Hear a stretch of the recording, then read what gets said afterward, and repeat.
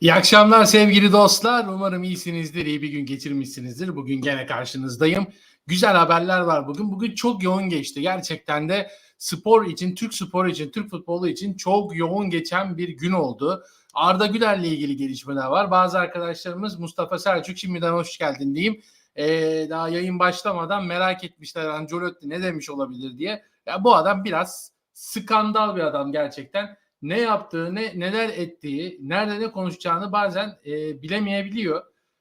Daha çok bu hataları da şeylerde yapıyor görüyoruz. Basın toplantılarında yapıyor. Bu konuşma hatalarını diyeyim artık. Yani birilerinin rencide edebilir, birilerini kırabilir. Bunları düşünmeden konuşabiliyor. Ama biz öncesinde hemen bugünün başlıklarına bakalım. Ancelotti yaptı yapacağına. İlk haberimizde bununla gireceğiz. Ondan sonra Jose Mourinho Avrupa basını bugün Fenerbahçe'yi yazdı çizdi gerçekten. Jose Mourinho bombası Ali Koç'tan gerçekten seçim öncesi önemli bir çalım oldu Aziz Yıldırım'a karşı. Lukaku da şok, yine Fenerbahçeleri ilgilendiren bir haber ve Lewandowski o da Fenerbahçeleri ilgilendiren bir haber. Bir de ilk aydan kötü haber kime anlatacağım hepsini. Hadi bakalım geçelim yavaş yavaş. İlk haberimiz Ancelotti Arda Güler. Çok uzun tutmayacağım. Çok uzun bir haber değil zaten. Hemen kısa kısa anlatıp geçeceğim bu haberi. Teknik direktör biliyorsunuz ki Real Madrid'de Borussia Dortmund Şampiyonlar Ligi finalini oynayacak artık. Sayılı gün değil artık yarın. Sayılı günler kaldı diyorduk hep. Artık yarın diyeceğiz. Bu saatlerde maç başlamış olacak bile. Tabii bugün her iki kulübün de teknik direktörleri açıklamalar yaptılar. Maç öncesi duygularını paylaştılar falan. Bugün de Ancelotti de bir basın toplantısı düzenledi ve oyuncular hakkında konuştu.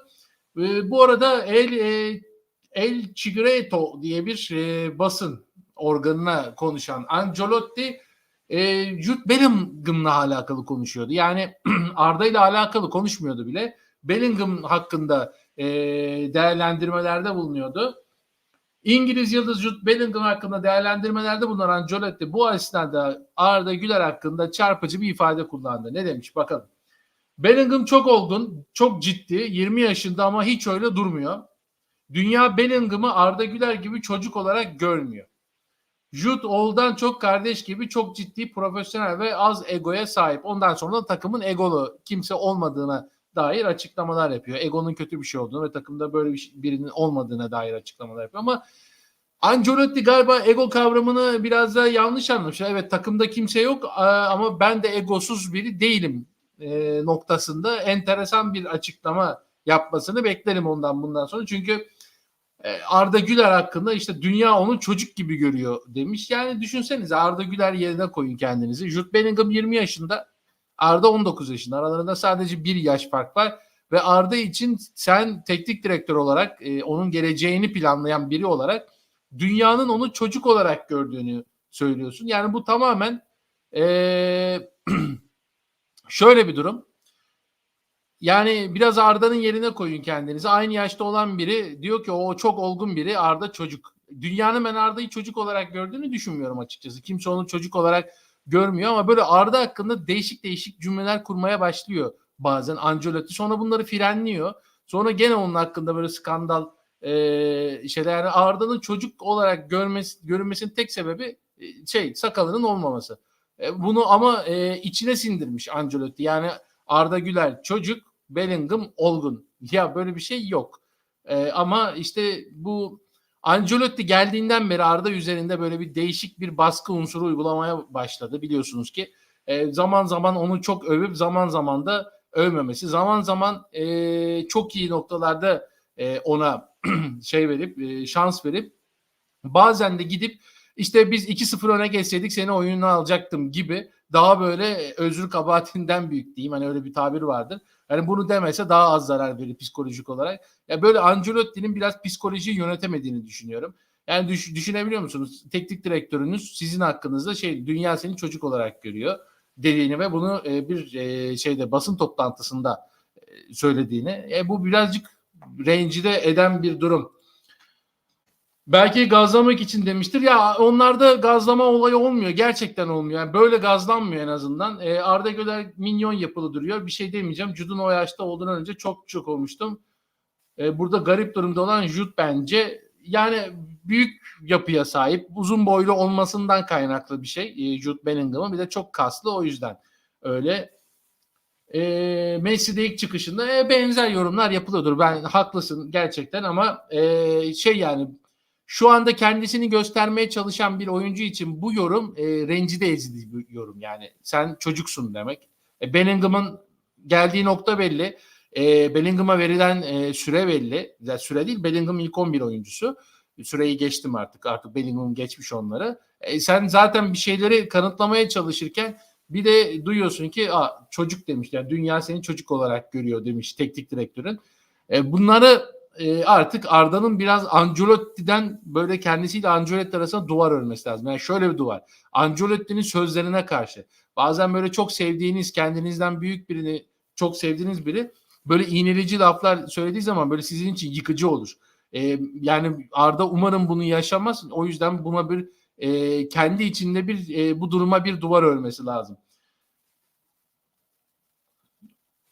Arda yaşına göre çocuk değil. Bakın şimdi 19 yaşında bir insana, ben de 19 yaşındaki halimi hatırlıyorum. Bugün herhangi bir 19 yaşındaki insan sen çocuksun desen, 40 yaşında biri bile dese o çocuk rencide oluyor. Bu şeyle Arda değil, başka biri olsa bile, ki Arda'nın durumu çok daha farklı. Şimdi geçiyoruz. Mourinho. Fenerbahçe bombayı patlattı. Jose Mourinho Fenerbahçe ile anlaştı. 2+1 yıllık. Şöyle bir durum var. Ali Koç, Aziz Yıldırım'a seçim öncesi inanılmaz bir çalım attı gerçekten. Ya bu noktada da artık Ali Koç'un ben seçimde de bir noktada Aziz Yıldırım'ın önünde görüyorum. Çünkü niye? Aziz Yıldırım yapacağım dedi, konuşacağım dedi. Ali Koç gitti, yaptı. Yani Mourinho'da açıkçası şöyle bir durum var. Yeniden başlamak için bir şey lazımdı ona da. İşte Roma biliyorsunuz ki en son ayrılışı kötüydü. Orada da çok kavgalar etti falan. Ama yani Mourinho için Fenerbahçe bulunmaz bir fırsat olabilir. Avrupa Şampiyonlar Ligi'ne bile gitme ihtimali var Fenerbahçe'nin. İyi bir çalışma dönemi geçirirse Temmuz'un başından beri başlayarak Şampiyonlar Ligi'ne katılabilir. Şampiyonlar Ligi olmazsa UEFA Avrupa Ligi bence garanti gibi Fenerbahçe açısından, öyle düşünüyorum. Bu noktada kendini kanıtlayacak bir teknik direktör, kanıtlamaktan ziyade ben bitmedim, yani Special One hala burada diyecek bir takıma ihtiyacı vardı ve Fenerbahçe gerçekten bunun için mükemmel bir kumaş. Fenerbahçe de öyle. Mesela Galatasaray da öyle. Beşiktaş da öyle. Yani Türkiye'deki büyük kulüplerden bahsediyorum. Jose Mourinho için böyle bulunmaz bir kaftan gibi diyeyim. Ve Fenerbahçe'de aldı, transferini etti. Yakın zamanda da işte muhtemelen seçimden sonra hemen resmi bir açıklama yapacak ama şöyle bir görüşme olacakmış. Yarın Şampiyonlar Ligi finaline gidiyor Ali Koç, Acun Ilıcalı ile beraber. Sanırım öncesinde Mourinho ile yüz yüze bir görüşme var Şampiyonlar Ligi maçından önce. Ondan sonra da stada gidecekler. Ali Koç da Acun Ilıcalı yan yana izleyecek. Mourinho stada gider mi gitmez mi bilmiyorum ama hemen öncesinde bir yüz yüze görüşme durumu var. Ve geçiyoruz. Bugünün Avrupa basınında neler yazıldı, neler çizildi Jose Mourinho hakkında. Önce neyle başlıyoruz? Daily Mail'la başlıyoruz. Jose Mourinho Roma'dan kovulmasından 5 ay sonra Fenerbahçe'nin yeni teknik direktörü olmayı 2 yıllık bir anlaşmayla kabul etti. Mourinho Fener'in Süper Lig'in üst üste 3. kez 2. sırada tamamlamasının ardından Türk teknik adam İsmail Kartal'ın yerine geçti. Mourinho'nun görevi İstanbul'da final zaferi kazanmak.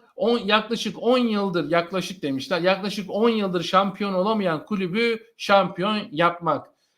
Daily Mail'dan sonra geçiyoruz. The Sun, İngiliz yayın organı The Sun demiş ki Jose Mourinho teknik direktörlüğe şok dönüşte kabul etti. Enteresan, şok dönüş olarak bunlar nitelendirmişler. Mourinho geçtiğimiz Ocak ayında Roma tarafından kovulduğundan beri işsizdi. 61 yaşındaki Mourinho'nun adı son görevden alınışından bu yana 4 ay içinde Manchester United'da dahil olmak üzere birçok takımla anıldı. Ancak haberlere göre Jose Türk devi Fenerbahçe'nin başına geçmenin eşiğinde olarak yazmışlar. The Sun gazetesi bütün Avrupa Mourinho'yu yazdı. Her taraf birinci manşet çıktı diyebilirim. Bütün spor gazeteleri birinci manşet çıktı. Yarın sabahta muhtemelen yazılı basınları bu haberi birinci manşette gazetelere basacaklar. Artık kaç tanesinin yazılı basını kaldıysa. Abola gazetesine 2018'e kadar 10 yıl boyunca kulübü yöneten Aziz Yıldırım'ın seçim kozu olarak açıklanan Jose Mourinho, bakın bu haberde çok önemli bir detay var. 3 yıllık yeni bir dönem için aday olan mevcut Fenerbahçe Başkanı Ali Koç ile anlaşmaya vardı. Mourinho'nun bugün Türk takımının yeni teknik direktörü olarak açıklanması bekleniyor. Burada Aziz Yıldırım'la Ali Koç arasındaki sürtüşme ve Fenerbahçe'nin seçim dönemi inanılmaz bir şekilde Avrupa'nın ilgisinde olduğunu gözler önüne seriyor. Çünkü Ali Koç'un istediğini, özür dilerim, Aziz Yıldırım'ın istediğini, Ali Koç'un da buna meyilli olduğunu ve Ali Koç'un bir seçim çalımı attığını bir dokunduran bir haber yapmış Abola gazetesi. Yani sadece Fenerbahçe veya Türk sporuna yüzeysel bakmamışlar. Yani iç derinlemesine aynı bizim gibi de girmişler içeride neler oluyor diye. Mirror gazetesi diyor ki Jose Mourinho Roma'dan ayrıldıktan sonra, bakın burada kovuldu dememiş, ayrıldı demiş, ilk işine girmeye hazırlanıyor ve bir sonraki Fenerbahçe teknik direktörü oluyor. Bu onun Manchester United'da Fred'le yeniden bir araya gelmesini sağlayacak. Fred ve şunu da hemen ekleyeyim ben. Bu ya benim şeyimde yoktu. Bültenimde yok ama bunu ekstra bilgi olarak söyleyeyim. Mourinho, Fred ve Batshuayi ile de özel bir görüşme yapacakmış Fenerbahçe'ye gelmeden önce. Onlarla ilgili Fenerbahçe'den bilgi alacak. Bilgi değil de istişare dediğim, ne diyeyim, muhabbet sohbet edecekler işte Fenerbahçe hakkında. Çok büyük ihtimalle de Fred zaten kalacaktı Fenerbahçe'de ama Batshuayi'nin bir gitme durumu vardı Fenerbahçe'den. Muhtemelen Fenerbahçe'de Batshuayi ile de devam edecek. Çünkü Mourinho'nun istediği isimlerden biri, isteyeceği isimlerden biri daha doğrusu. Calcio Marseto diyor ki geçen Ocak ayında Roma'nın ayrılmasından ardından Jose Mourinho yeniden bir yedek kulübesi buldu. Portekizli'nin Fenerbahçe ile 2 yıllık sözleşme imzalamaya hazır olduğu belirtildi. Portekiz, İngiltere, İspanya ve İtalya'dan antrenörlük yapan Mou'nun Türkiye'ye gideceği duyurusu bugün gelebilir. Yani resmi açıklama bugün yapılabilir deniyor. Calcio Marseto'da yazmış ve İtalya'ya geçiyoruz. Abi sence Ferdi Kadıoğlu devam eder mi Fenerbahçe'de? Ferdi eder. Çünkü artık şöyle bir şey. Mourinho ile çok iyi bir kadroya dönecekler. O yüzden de Ferdi ile devam edileceğini düşünüyorum. Yorumları en son okuyacağım hemen. Geçiyoruz. Tuttu Sport'a, İtalya'ya geçiyoruz. Mourinho Fenerbahçe'ye evet dedi başlığıyla çıkmışlar. Portekizli teknik adam birkaç aydır sahalardan uzak ama bu transfer döneminde sahaya ve yedek kulübesine geri dönüyor. Alıştığı liglerden farklı bir ligde bunu yapacak. Çünkü Türkiye'de ilk kez antrenörlük yapacak. Böyle bir şairane bir haber yazmış Tuttu Sport. Ve Corriere della Sport'a geçiyoruz. Jose Mourinho Fenerbahçe'nin cazibesine kapıldı başlığıyla girmişler. Güzel bir başlık. Türk kulübü Portekiz ile 2 yıllık sözleşme imzaladı. West Ham iddialarını reddeden ve doğru teklifi beklemeyi tercih eden Mourinho yedek kulübesine dönmeye hazırlanıyor. Resmi açıklamanın ise bugün veya yarın yapılacağı söylendi. Corriere della Sport bugün ve yani bugünden, şu anda içinde olduğumuz bugün, yarın da cumartesi, 1 Haziran cumartesiden bahsediyorlar.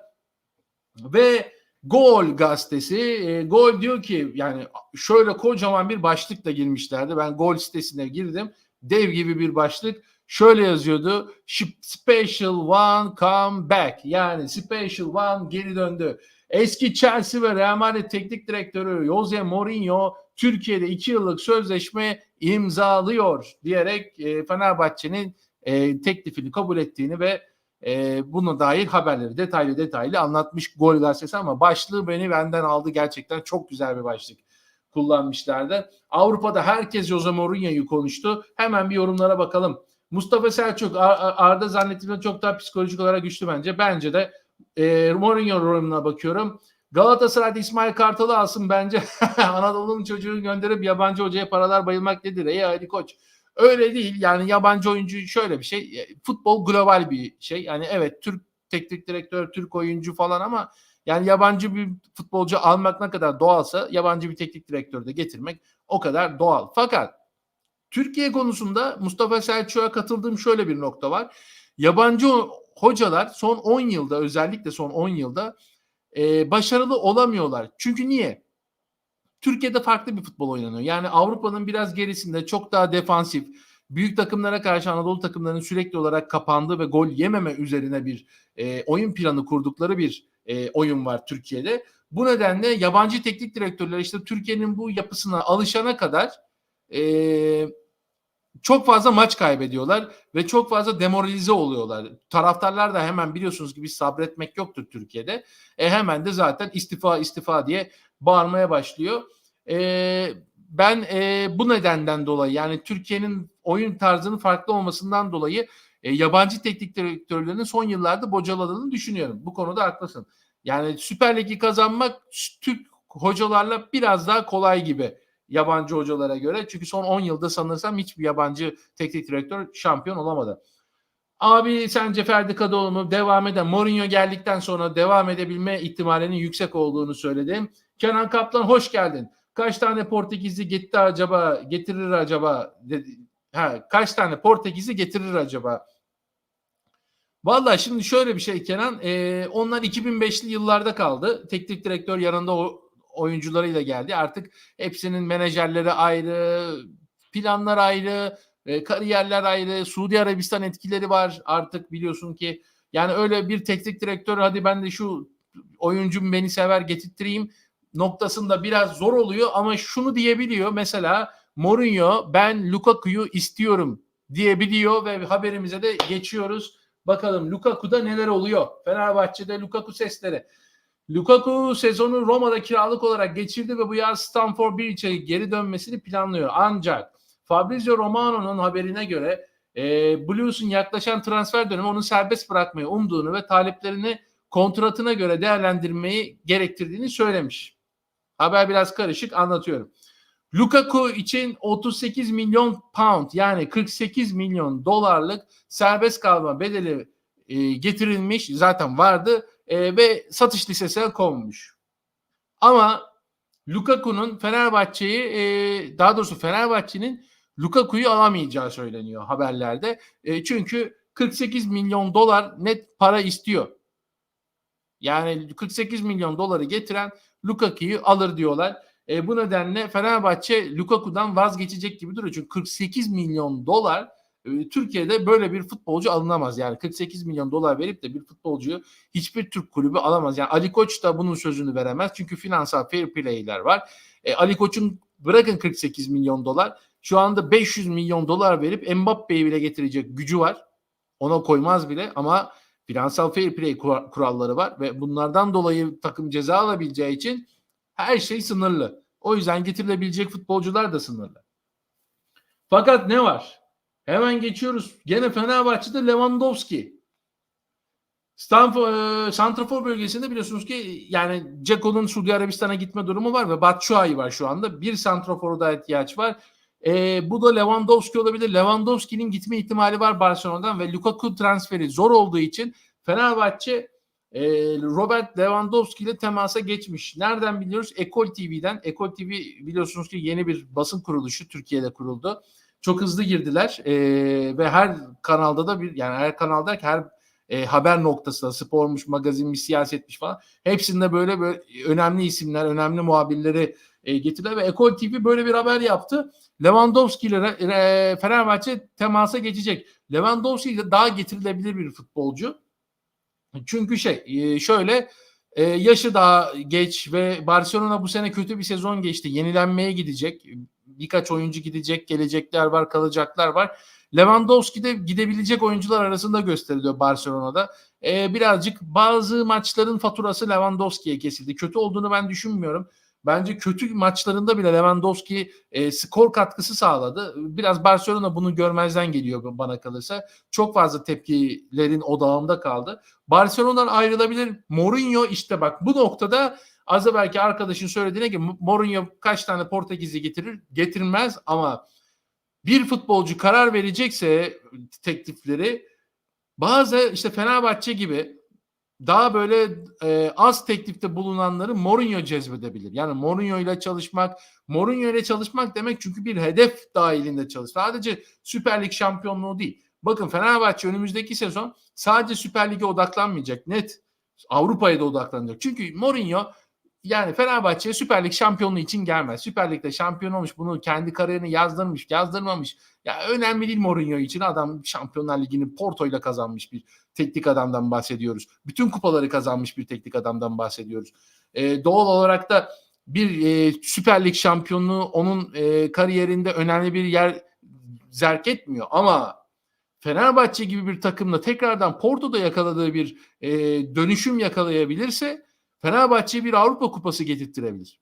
Konferans Ligi olabilir, UEFA Avrupa Ligi olabilir. Yani UEFA Avrupa Ligi bir tık daha zor tabii ki ama Konferans Ligi olmayacak bir kupa değil Fenerbahçe için. Fenerbahçe'ye böyle bir kupa getirtirebilir ve bir hanesine bunu yazdırmak isteyebilir. Yani Mourinho Avrupa için Fenerbahçe'ye gider. Süper Lig şampiyonluğu için değil. O yüzden Lewandowski gibi futbolcular da hedef seven futbolcular da hedefi olan teknik direktörlerle çalışmak ister. Ve Fenerbahçe'ye böyle bir transferde de Lewandowski Mourinho faktörünü de düşünerek kabul edebilir. Bazı şartlardan vazgeçerek mesela Icardi'nin Galatasaray'ı kabul etmesi gibi. Icardi çok daha büyük paralar kazanabilirdi ama Galatasaray'ı niçin kabul etti? Birincisi Galatasaray'da efsane oldu. Gideceği hiçbir kulüpte efsane olamazdı. Şu an Galatasaray'da bir efsane. Lewandowski de aynı şekilde bunun için ve Mourinho ile bir hedef için gelebilir. İlkay Gündoğan konuşuluyordu, bu haberlerin yansısak mı? Kenan Kaplan, yani tam üstüne bastın. Geçiyoruz o zaman İlkay Gündoğan haberine. İlkay Gündoğan'la ilgili bugün haberler var. Ama Galatasaray cephesinden biliyorsunuz ki Galatasaray Kerem Demirbay'la yollarını ayıracak çok büyük ihtimalle. Aslında çok iyi bir sezon geçirdi ama son haftalarda gerçekten çöktü. Psikolojik olarak da çöktü. Bazı sürtüşmeler de olmuş yönetimle veya Okan Buruk'la. Net bilmemekle beraber sürtüşmenin olduğunu da biliyorum yani. O yüzden oraya yeni bir isim arıyorlar ama istedikleri isim de böyle Torreira ile uyumlu olacak bir isim olması lazım. Kim bu? İlkay Gündoğan gerçekten tam oraya bulunmaz kaftan. İlkay Gündoğan'ın transferiyle ilgili Galatasaray'ın bir süredir temasları vardı fakat iyi haberler gelmedi. Neden? Okuyoruz haberimize. Başkan Dursun Özbey'in Barcelona'nın yıldızına imza attırmak için var gücüyle çaba sarf ettiği öğrenildi. Ancak Galatasaray İlkay Gündoğan'la ilgili kötü haberler geldi. İspanyol gazetesi Mundo Deportivo'da yer alan habere göre İlkay göreve Hansi Flick'in getirilmesinin ardından takımda kalmaya karar verdi. 33 yaşındaki İlkay Gündoğan'ın Barcelona'dan ayrılmak gibi bir planı yok. Futbolcuya yakın kaynaklar Mundo Deportivo'ya verdiği açıklamada İlkay'ın bu yaz başka bir yere gitmenin söz konusu olmadığını söyledi. Yani İlkay Gündoğan teknik direktör değişikliğinin ardından, biliyorsun Xavi gitti, değişikliğin ardından Barcelona'da kalmaya karar verdi. Ne yazık ki Galatasaraylar bu noktada üzülecekler ama yapacak bir şey yok. Çünkü Barcelona mı Galatasaray mı? Galatasaray'da herhalde Ancelotti olsa bile gelmezdi İlkay. Yani Barcelona'da oynuyor çünkü. Yani Hansi Flick de yeni bir döneme girecek artık Barcelona ve İlkay da bu noktada muhtemelen ona içeriden de sen gene takımın vazgeçilmesi olacaksın noktasında açıklamalar yapılmış olacak ki İlkay Gündoğan da Barcelona'da kalmayı kabul ederek Barcelona'da devam etmeye karar verdi diyorum. Ve haberlerimizi bitiriyorum. Bugünkü haberlerimiz de bitti. Bakalım son bir yorumları okalım. Kaan hoş geldin. Arda çocuk zaten 19 yaş çocuktur, hakaret değil bence. Bence 19 yaşındakine çocuk demek ki kendine bir şey katmaya çalışan biri. Yani bana dense ben rencide olurdum. 19 yaşındaki halinden bahsediyorum. Pas yüzdesi önemli mi sence? Sondaki küfür yakışmamış. Bir sürü insan okuyor sonuçta. Havalı GT hoş geldin. Gol katkısı vardı evet ama o paslar maalesef Galatasaray düzeyinde değil. Kimden bahsediyorsun? Yani Kerem Demirbay'dan. Evet. Yani son haftalarda bayağı bir çöktü Kerem Demirbay. Ama işte bu sadece durduk yere değil yani başka noktalarda da var. Kerem'in. Yani bu şampiyonlukta da ben sahada gördüm yani şampiyonluk kutlamasında. Olsun Kaan, önemli değil ya. Hepimiz zaman zaman ağzımızdan kaçırıyoruz. Bazen klavyeden de kaçırıyoruz. Sen de kusura bakma. Toprak Yol merhaba hocam, yeni geldin, hoş geldin. Arda için Ancelotti'nin dediği sözdedir. Arda'ya çocuk demiş yani. Bir de yani basın toplantısında diyorsun arkadaş bunu yani. Herkesin gözünün önünde bütün şeyde insanlar seni dinliyor. Ne diyecek? Her tarafta manşet olacak. Sonuçta bir duyuyorsun ki senin hakkında diyor ki yani Bellingham Arda gibi çocuk değil. Ha bir de böyle bir kıyaslamayla söylüyorsun. Dümdüz Arda çocuk demek değil yani. Bellingham Arda gibi çocuk değil. O daha olgun. Bence bu rencide edici bir şey yani. Yani bana dense ben feci rencide olurdum açıkçası. Bence şöyle bir şey şu anda 19 yaşında olduğunu düşündüğünüz yani bildiğiniz için çok fazla size rencide edici gelmeyebilir ama bir de şöyle bakın biri sizi başka biriyle kıyaslayarak bunu size çocuk olduğunuzu söylüyor. Hem de dünyanın öyle gördüğünü söylüyor yani. Sadece kendi fikri de dünya da öyle görüyormuş. Kaan evet okudum onun da mesajını. Bu kadar. Bugün de güzel bir yayın oldu. Yarın artık cumartesi pazar yokuz. Pazar günü benim kendi mesaim var. Yarın da Şampiyonlar Ligi finali var. Açıkçası ben bütün gün ona odaklanacağım. Yarın Havalı Gede abi severek takip ediyoruz. Ağzınıza sağlık. Allah'a emanet. Siz de Allah'a emanetsiniz. Ben de hepinize teşekkür ediyorum. Beni dinlediniz, izlediniz. Gözünüze, kulağınıza sağlık. Hoşça kalın. Kendinize iyi bakın.